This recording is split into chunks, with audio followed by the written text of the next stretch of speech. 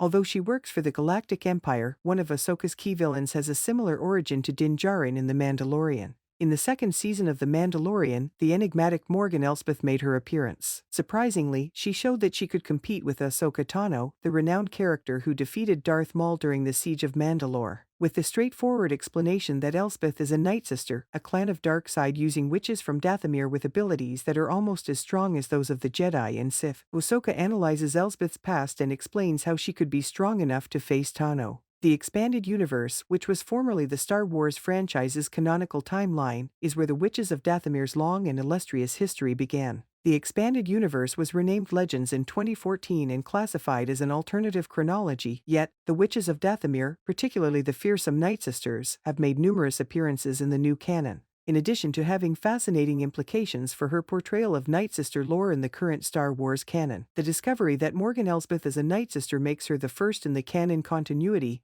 and the second live-action Witch of Dathomir. The Night Sisters of Dathomir, Elsbeth's people, were nearly wiped off in the Clone Wars, as mentioned in both The Mandalorian and Ahsoka. Star Wars: The Clone Wars depicted the slaughter when Count Dooku commanded General Grievous to wreak retribution on the Night Sisters for their conspiring against him through Asajj Ventress and Mother Talzin. Even though they were vastly superior to the Separatist forces, Grievous and his army of droids eventually overran and massacred the Night Sisters. Only a handful of people survived the carnage, including Talzin, Ventress, Merrin, and Elsbeth. Living Night Sisters became few after the Clone Wars in canon, while the ghosts of the dead Night Sisters still linger on Dathomir. Din Djarin was not born into a Mandalorian clan, as was shown in the Mandalorian's flashback sequences. Djarin was raised in a village planet Akvatina, but during the Super Battle Droids worldwide raids, the Separatists killed all of his family members. Djarin was saved by the extreme Mandalorian faction Death Watch, who adopted him as a foundling. Later, Djarin would act as a mercenary while also joining the Children of the Watch, an organization that some Death Watch members despised.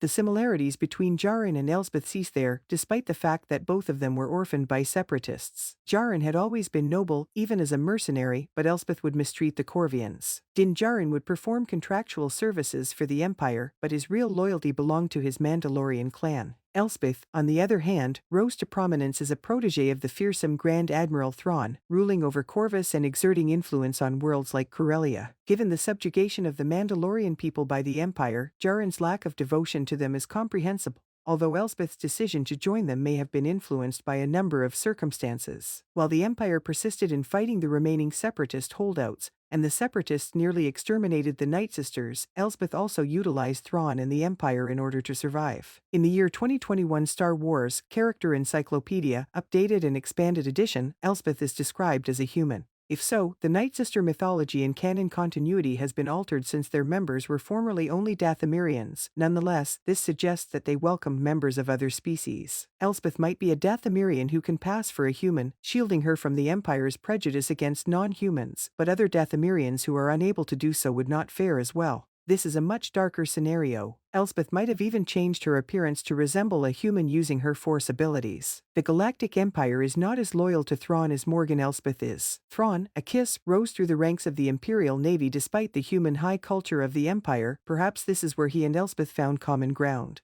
Elsbeth's most recent schemes center on locating Thrawn and bringing him back to the main Star Wars galaxy because the Galactic Empire had already lost the war against the rebellion by the time of Ahsoka's events, further suggesting that she cares more about the Grand Admiral than any surviving members of the Empire.